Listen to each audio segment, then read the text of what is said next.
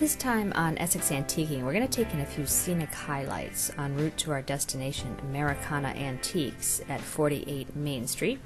Our first stop is Women's Clam Shack. It's at 121 Main Street, and as you can see, it's a pretty popular destination.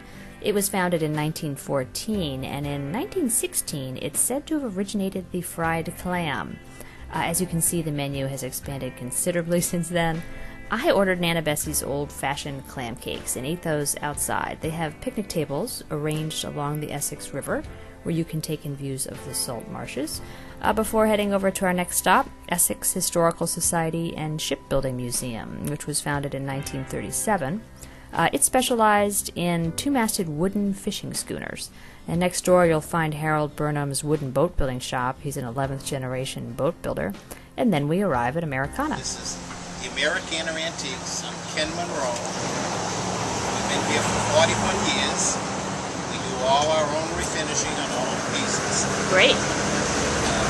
Basically, our pieces are from about 1800 to about 1920. Okay. We deal in mostly pines and oaks. All right. And let's talk about, if we could, just some of these blanket chests. Let me get up so you can. This one here is a nice early one. The top is butternut wood. The bottom is pine. Okay. And it's nice moldings on it. Sure. Inside it has where the till was. This has what you call a rat tail hinge. Okay. Rat tail hinge comes up and has a slight little thing, all hand forged. Neat. It's a nice early piece. Yeah. And this one is probably done right around about 1820s. And what are you looking for that piece? This piece, all our stuff is tagged.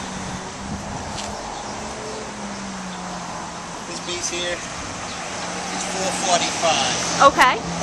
And we do dig around our prices. Some things we can do better. Yep. Some things we can't. Sure. It's just how they are. Now I'm wondering, as a result of the recession, have you seen a change in the types of things people are shopping for? Definitely the recession. It started really in 9/11. Yeah. 9/11 started it on the downslide. Sure. And then it picked up a little bit. But the last year or two, last year we thought we had. Yeah. This year business is definitely off. Yeah. People are very shy about spending their money. You can't blame them. Yeah, sure. But the antiques are a great buy because you couldn't go out to Pottery Barn or any of these other places and get an antique for the same thing you're buying on an imported piece. Yeah, I mean for the price that you just said. This next one is in pine, all pine. Has all dovetails. Nice again, all hand forged hardware. And this also has the teal. Put their jewelry and the fineries. Okay. And the rest of it for storage of blankets or clothes. Okay, so that was a typical feature to have. A lot of them had the tills, yeah. Neat.